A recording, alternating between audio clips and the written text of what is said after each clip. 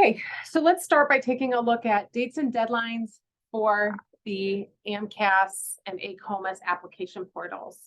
So both the MD application and the DO application have separate single service common application portals that you'll be using.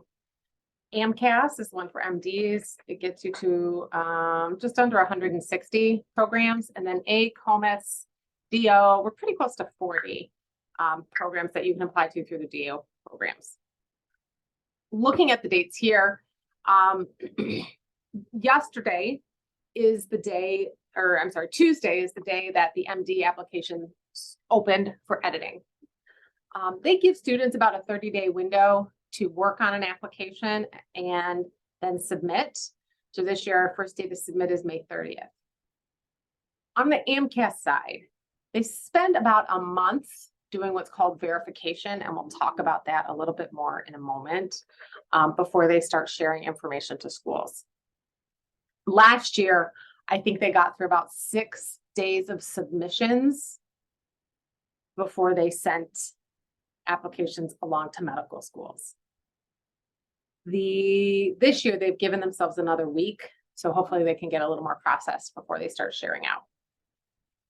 What that means is, even if you submit, let's say June 5th, late June or early July is the soonest you might receive secondary invitations. I also want everyone to understand receiving secondaries is pretty universal. There's usually not a lot of screening that goes into sending secondaries at this point. So just because you receive secondaries doesn't mean that you are being seriously considered, or even that anyone's looked at your primary app. It's typically pretty automatic. If you apply to the school and you submit your money and it comes through and it's verified, maybe they're going to screen out on some pretty minimum parameters, like maybe a 497 MCAT and a 3.0 GPA. But otherwise, most of the time, most candidates are going to get secondaries for all the schools they apply to. That's important to understand, both in terms of having a realistic sense of what it means or doesn't mean, and in terms of the time that you need to commit later in the cycle to handling secondaries. Early decision program deadlines, August 1. If you want to talk about that, I recommend a one-on-one appointment. We don't see a lot of students following that protocol. And then October is when acceptances can go out from MD schools to all regular application students. If you've interviewed and not heard anything, sending update letters in the winter semester is usually a good strategy. ACOMAS handles things quite differently. Their application opened today, and you can submit at any point. So there's not sort of a first day to submit date. We do recommend that you spend at least 4 to 6 weeks making sure you've crafted a beautiful application. It is much better to wait a week or two to submit something that is well done than to submit low quality work early. Now, in June, you may also start getting secondaries from ACOMAS, but some DO schools will put their secondary questions in which is called the supporting materials section. All right, so you may have to do some of that at that point. ACOMAS also allows for academic updates. So in the fall semester, if you've got any final grades, let's say you're taking classes from summer and you want med schools to see how well you did in your summer classes, you can use ACOMAS to submit academic updates to your schools. They also don't have any real specific what we call traffic rules. So you can get acceptances from ACOMAS, from DO schools at any time in the cycle after an interview. There's no rules about the first day a school can start issuing invitations. And then same thing, I wrote winter 23, it should say winter 24, sending update letters as needed there as well. Now, most of our students at Wayne State are applying both MD and DO. We do have 6 MD schools and 1 DO school. We send more candidates to the Wayne State School of Medicine than to any other med school in the country. MSU's College of Osteopathic Medicine is usually our number 2 school. And then number 3 goes back and forth between MSU's College of Human Medicine, so their MD program, and Oakland University. If you want to see our statistics from last year, they are available on the website, under our pre-med program page, under acceptance data. So you can kind of look historically. All right. So regardless of what the deadlines look like, all right, the fact that they change a day or two every year, the goal is to get your primary submitted in June.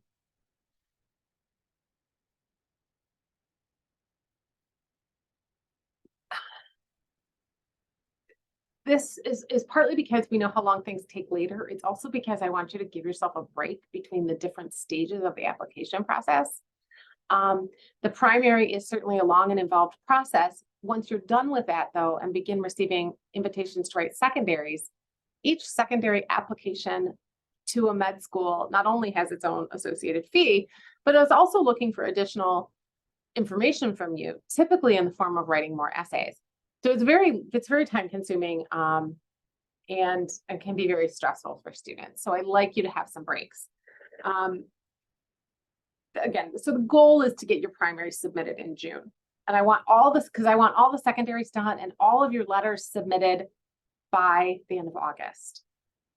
This is because most schools will start interviewing people in late July, August, early September. You want to be in before that process begins. Now, this may have some impact with MCAT. We believe it is really important to have all of the elements of a competitive application before you hit submit. That means MCAT score.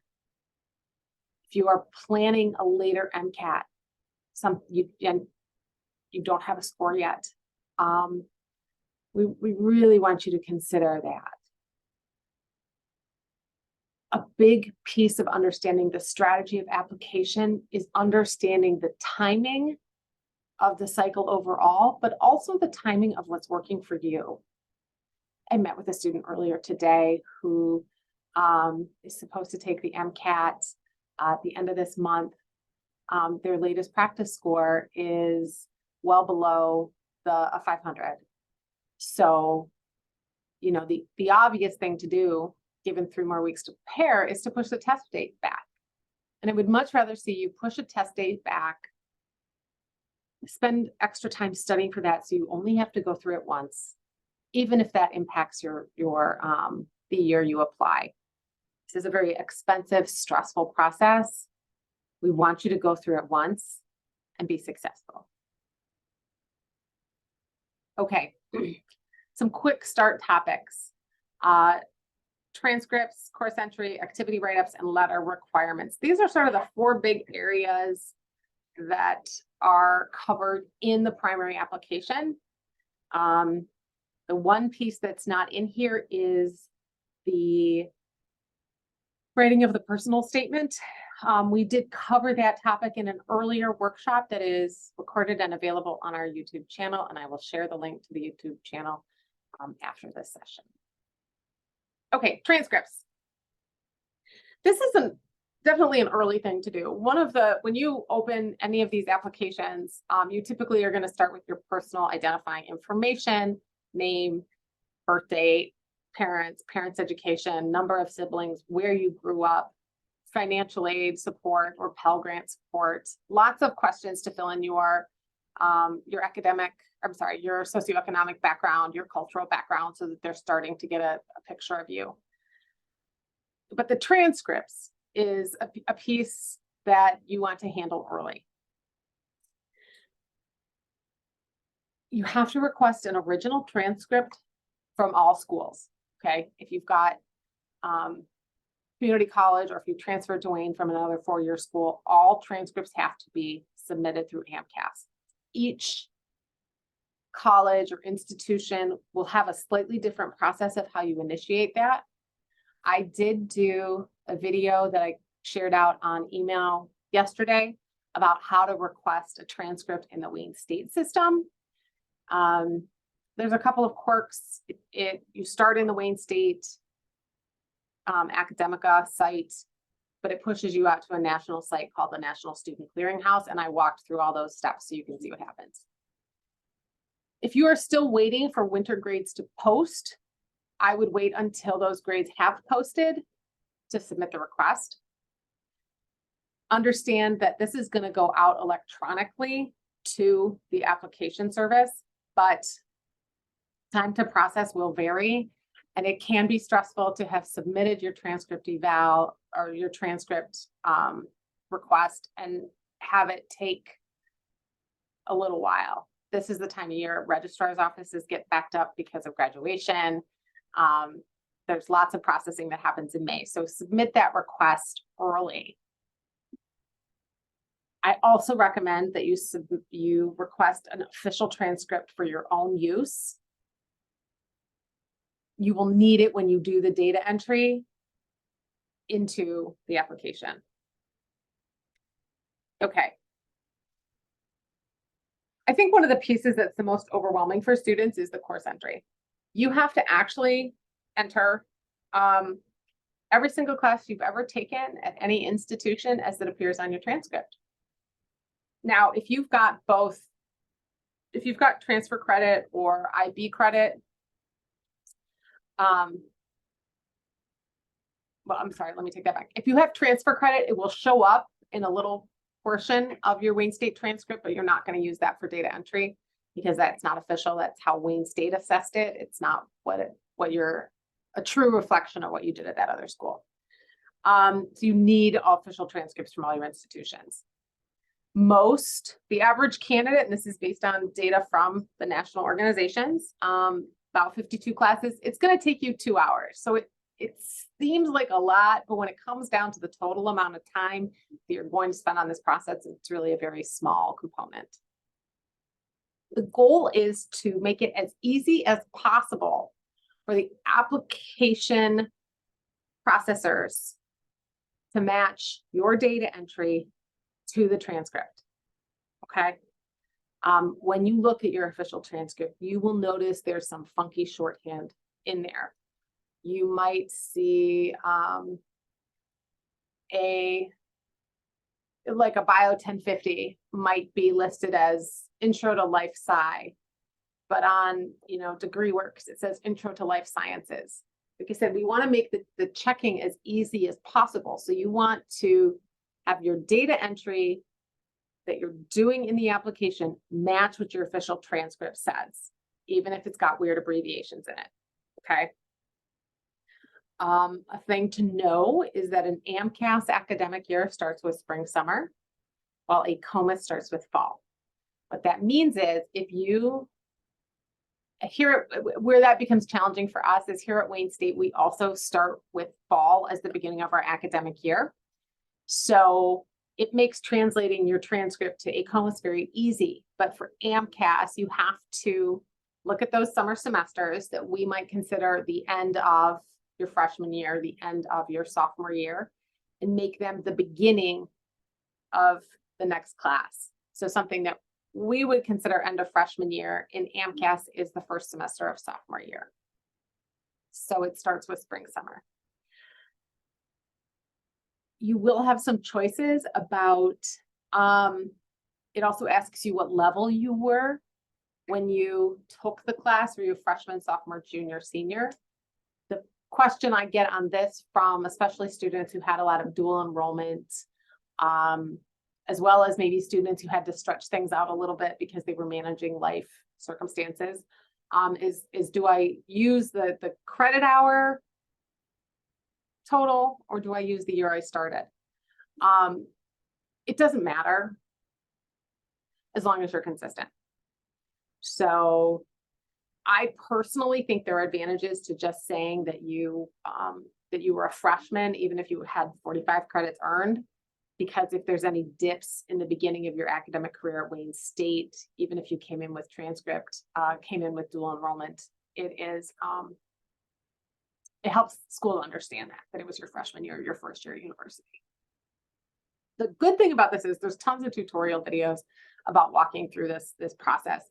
I would recommend if you go for a search that you're starting with the help centers that are attached to the application portals. In particular, AMCAS has some excellent resources rather than something you're just finding on YouTube.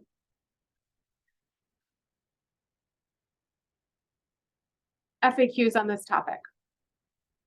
AP and IB credit. If you have earned AP or IB credit, that's going to show up on your Wayne State transcript as part of, or sort of pre-freshman year.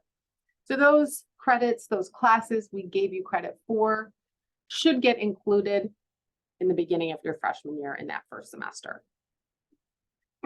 Early college and dual enrollment's a little different because you were actually enrolled in those college level courses while in high school. So there's actually high school lines. You can tag that, and that will, again, help schools understand that you took those classes as a high school junior, senior, whatever.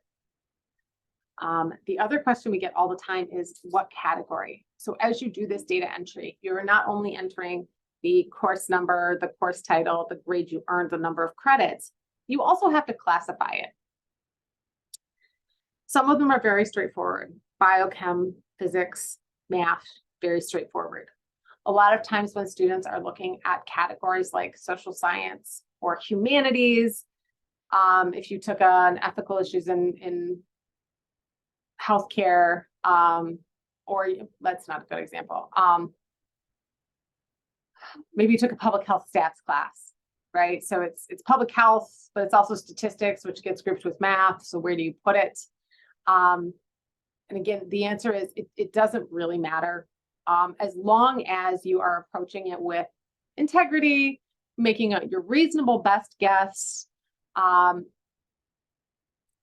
it's not going to be the end of the world if you get it wrong, quote unquote wrong, or if the application portal reclassifies your course. That's one of the things that they do during verification. Now, if you're trying to put a English class in with your sciences, that obviously that's, you know, dishonest, but as long as you're making your best guess, they understand that students are just making the best decision they can. They will allow a certain number of corrections on the processing side before they kick it back to you. So I think that you can make, like, I think that they'll correct up to 10 things if you make mistakes. And I've definitely seen students have their application go through no problem, having made mistakes in terms of how they classified a course, what semester they put it in. So I want you to do your best. I don't want you to freak out about it. Yeah. Any questions about this part?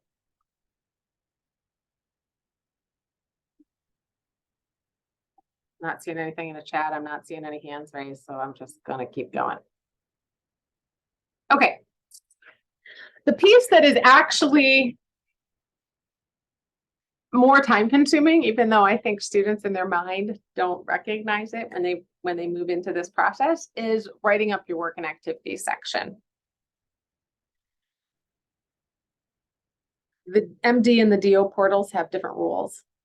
So things to know: AMCAS, you get a maximum of 15 total entries.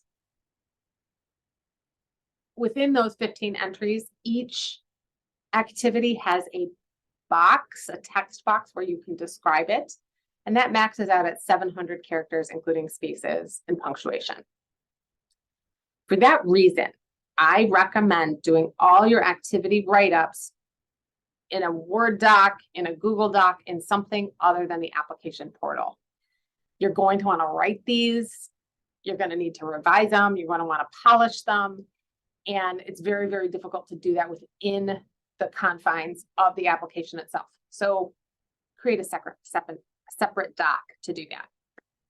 AMCAS gives you the opportunity to mark 3 of your work and activities as most meaningful.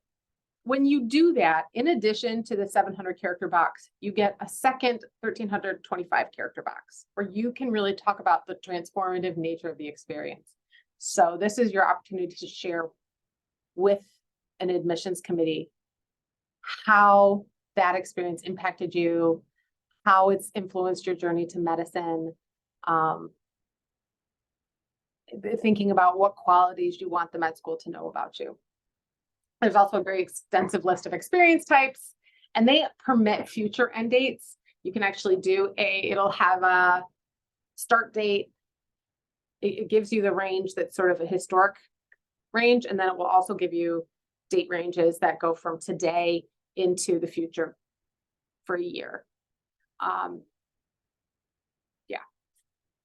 AACOMAS is collecting a little less information from you per entry, but you get an unlimited number of entries.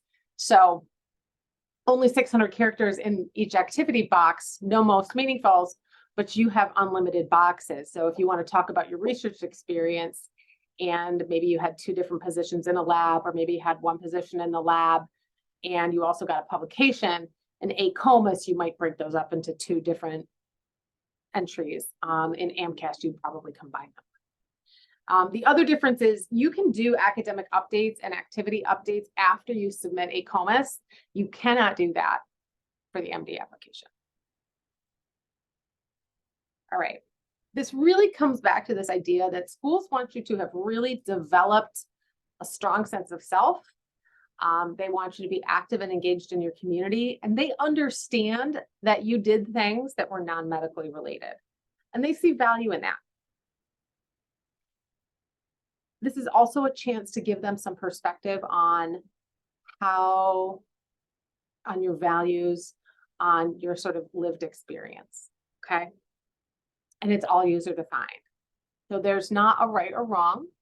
There might be a more or less strategic, but there's not a right or wrong. A long time ago, we asked you all to start recording your activities when you were freshmen. Hopefully, in anticipation of this date, this time, you have kept that updated.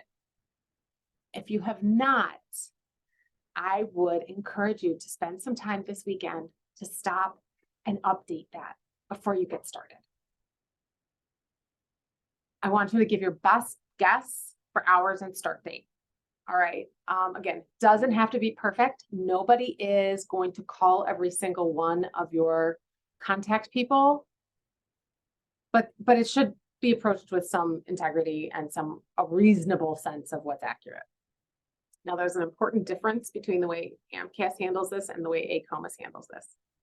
AMCAS is going to ask you start date, an end date, and an estimated total number of hours.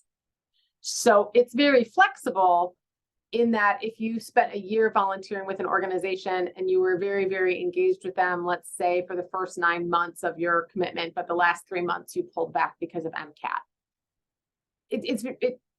it doesn't matter with the way that this records it. AACOMAS is different.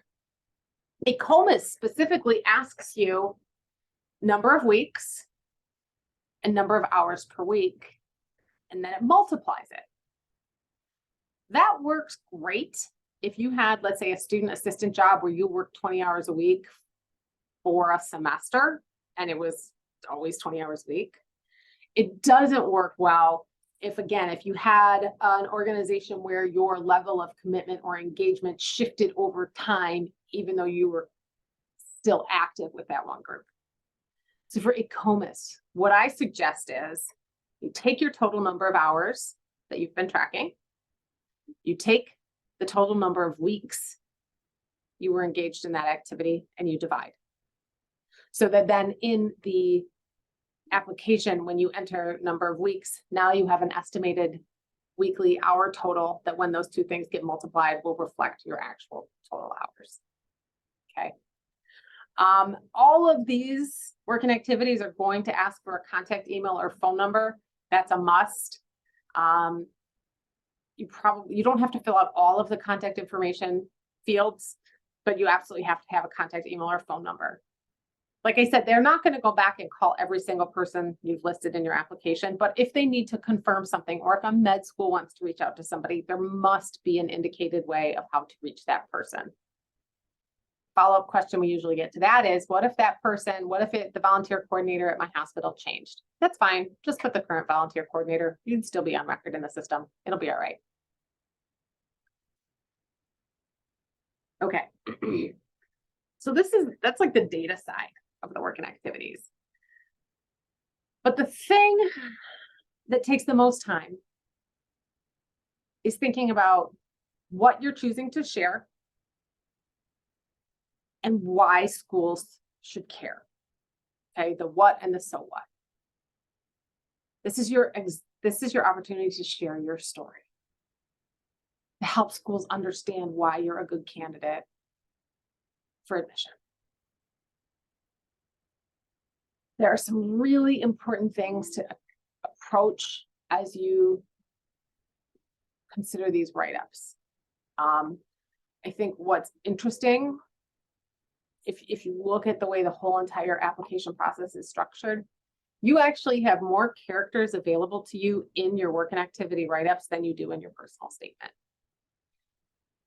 So while your personal statement is going to have themes and have opportunities to explain context and maybe family situations or sort of your journey over time, schools are also going to get that information from these activity write-ups. And that's why they're just as important as the personal statement when you look at the document as a whole. All right. We've noted here some questions that you want to consider as you write up your activities. Okay. A good write-up is going to be a combination of task-based, or a good set of write-ups is going to have a combination of task-based information as well as learning outcomes. It's also an opportunity to connect these to the core competencies that medical schools want to see from candidates. All right. It's a place to highlight gold star, talk about how awesome you are.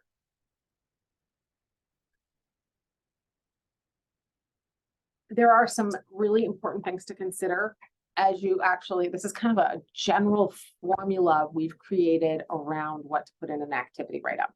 Okay. The first thing to know is that there's some data fields at the top that are going to ask for your experience name, your experience type, your job title. And again, this is all user defined. So you can actually use some of the characters in the title box to then make writing your activity entry easier. If you work at a lab that's got a really long name, you put that in the title box, and then maybe you put the abbreviation for it in parentheses. And then when you do your 700 character write-up, you only need to use that abbreviation. You also want to think about whether the organization or location is something that your readers are likely to be familiar with. For example, the Red Cross. The Red Cross is a national organization. Everyday people have a good sense of what the Red Cross might involve or what their mission is, as opposed to something like the Children's Center or Auntie Nee's Garden, or even something like Gleaners, which we know regionally, but is not a national organization. So think about whether or not you need to include a sentence to define what the organization is, okay? And then you'll probably need 1 to 2 sentences to talk about what you did in that space. And then finally, you will hopefully have 1 to 3 sentences to talk about why they should care. All right. Is it something you learned? Is it a way that you grew? Is it when you got to be better at something you know is valuable to your career as a future physician? Did you get a recognition or an award that you want to share with the committee? All of these are things to put in there. And again, this is why, because there's so much information that you could potentially include in these write-ups, crafting them in a document where you can spell check, where you can go over the character count as you edit and then edit it back down, is all a really important piece of the process. All right. Any questions about the work and activity section before I move on?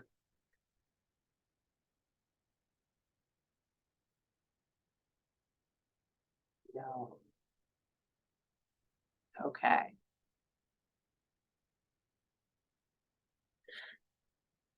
Letters of evaluation. This is the time to be talking to your faculty members, right? Our office philosophically tries to reinforce from day one the importance of a quality letter over quantity, while also acknowledging there might be a box checking letter in there. What do I mean by that? What I mean is that each medical school has a different set of letters that they might be looking for.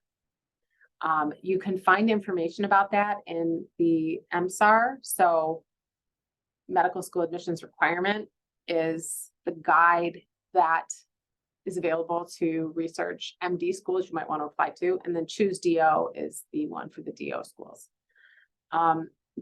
You will see in both places, potentially, a reference to a committee letter or a letter packet. Wayne State does not offer that as a resource any longer. You can certainly apply to medical schools and be admitted without a letter packet or without a committee letter. If you see on a website committee letter preferred, you will then probably see something that says, if your school does not offer a committee, please submit this combination of letters. Within the state of Michigan, schools have gotten much more flexible about what kinds of credentials the letter writer should have. And what that means is that you can ask a variety of professional people to submit a letter on your behalf. Out of state, you may still see that 2 science, 1 non-science letter combination. You will also see that there's a variety in the number of letters. Each letter does get uploaded individually as a PDF, which means that if you have multiple letters in the application portal, you can pick and choose which letters to send to a school, at least on the MD side. The DO side maxes out at 6, and you can't individually target letters. I think the other thing that's important to know is having that conversation now. A lot of students have been having these conversations since March or earlier with their professors. So if you need to get on somebody's list of letters to write, it's important to do that soon. We recommend an in-person ask, not via email, unless you have had the conversation with them previously and now you're just like, hey, I'm here, it's time to do it. I really appreciate your support. That being said, letters are going to be reviewed later in the process. So if you remember back to when we were talking about the timeline, MD schools won't even see your primary application until June 30th at the absolute earliest. That means that your letters don't need to be there right away. Obviously, you'll be happier if they are, but please remember to be patient with your letter writers and understand that most schools will not review your letters until after you've submitted a secondary anyhow. So we really have until the end of July for many programs.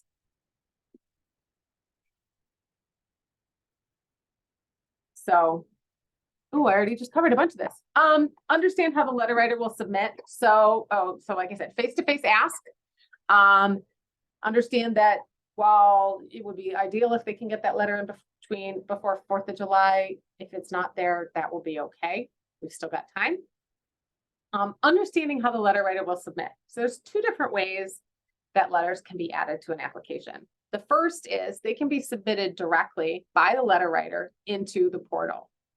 If that is the method you're using, which is great because it's free, it's easy, and it's fewer steps for you. When you fill out the application, you're going to put in the letter writer contact information. You're going to enter an email address, and then your letter writer will get a link to upload a document.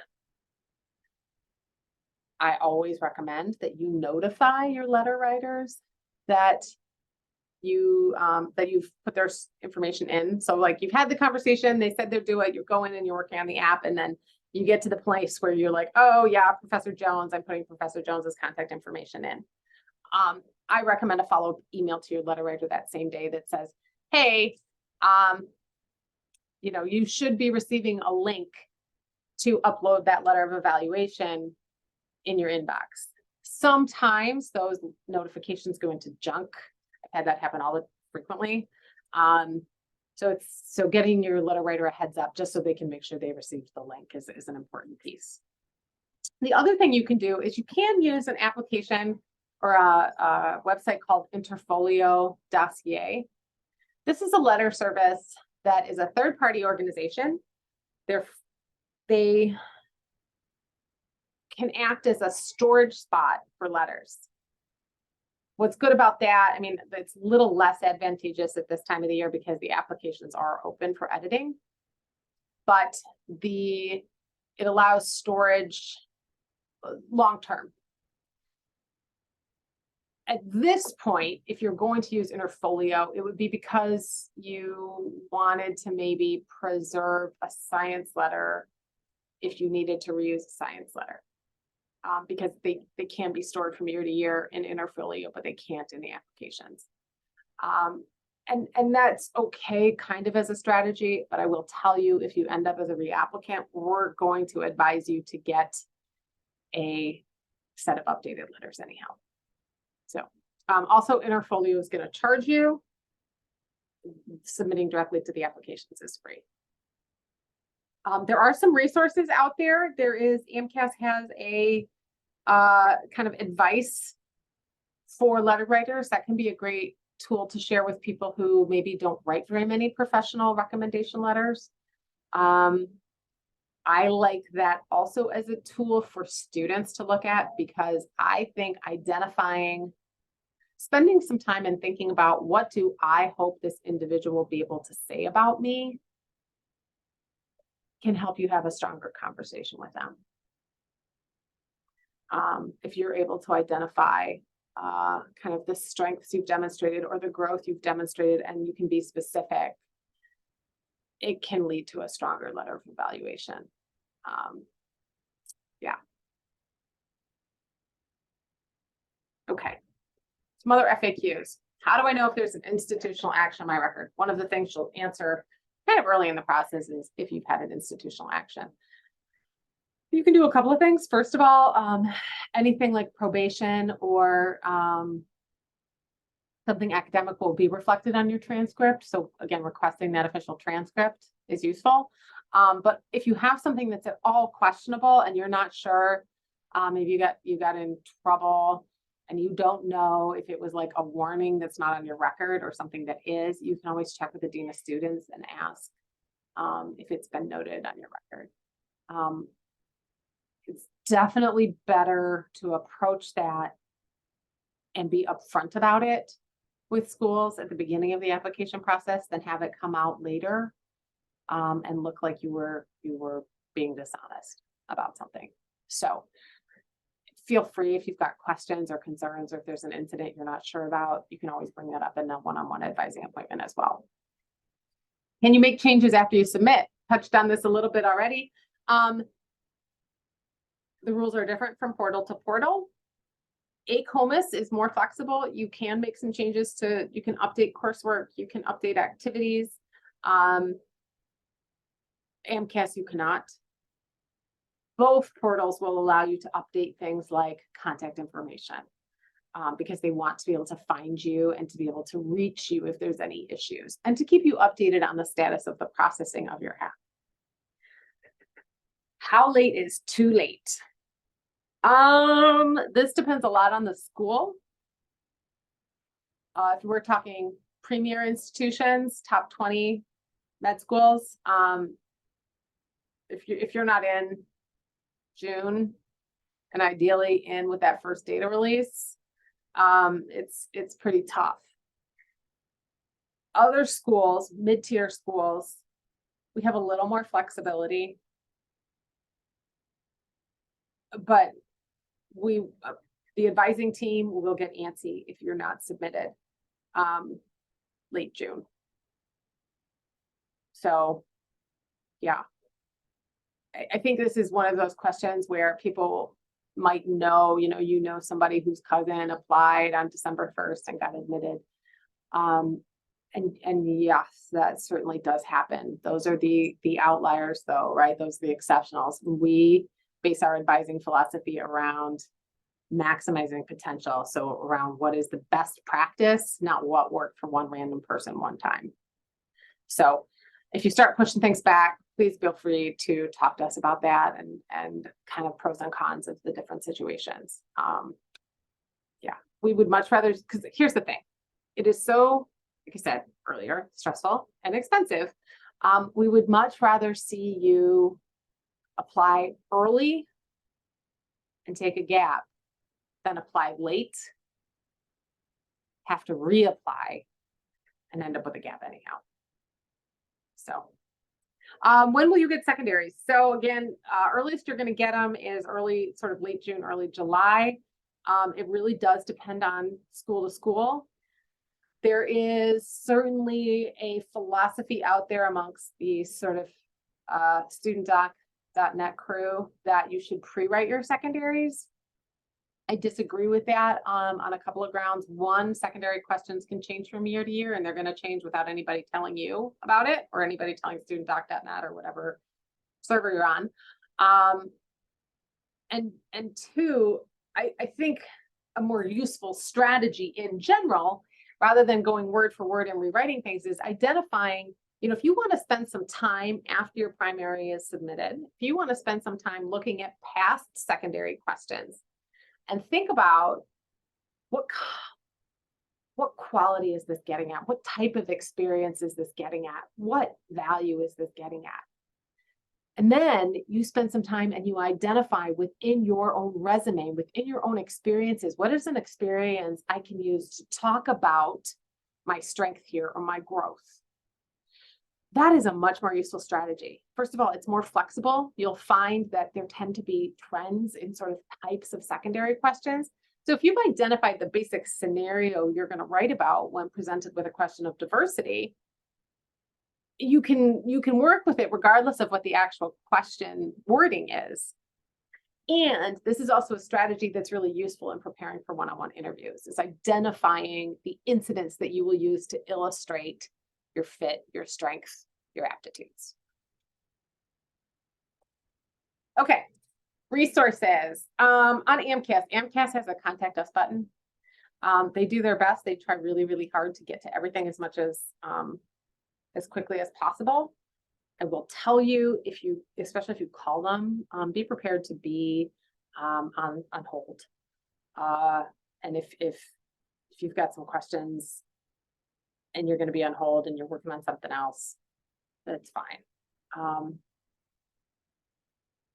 I also recommend, even if you're not on Twitter, and even, however you feel about that particular platform, application season can be useful. AMCAS historically has run sort of tallies on AMCAS in terms of update, or on Twitter in terms of what their updates are in processing.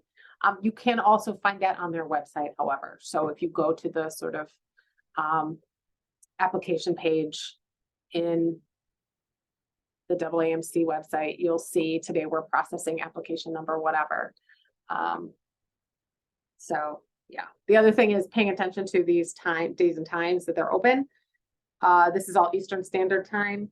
ACOMAS is headquartered in Baltimore and AMCAS is in DC. So it is at least in our time zone, which makes it a little bit easier. All right, we've got some other additional ways we're here to support students. Big thing is starting next week, we launch our in-person application work sessions. We've done these several years.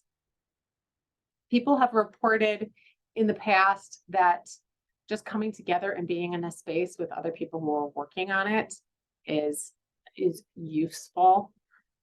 Just to be around and kind of think about things, and kind of all work together towards similar goals. We also staff those with academic advisors. So there's opportunities to ask questions, to get help when you're stuck, to get feedback on on what you're working on. Yeah. The other big workshop that we'll run between now and the end of, or I guess between now and June, is creating a school list. You notice that in this preparing your application, nothing we talked about had to do with what schools you were applying to in a specific sort of way. And that's because you don't have to have your entire school list in to apply. You have to have one school identified to apply. You can always add things later. It is easier to add schools and add money to your tab. But once you've paid money to apply to a school, if you then learn something about it that you didn't know, you can't unapply. You can't get your money back. So doing that research ahead of time is just a smart financial plan. Okay. I've talked at you for 50 minutes nonstop. Usually people have questions. I'm going to stop recording and allow people to ask anything that maybe we haven't covered yet.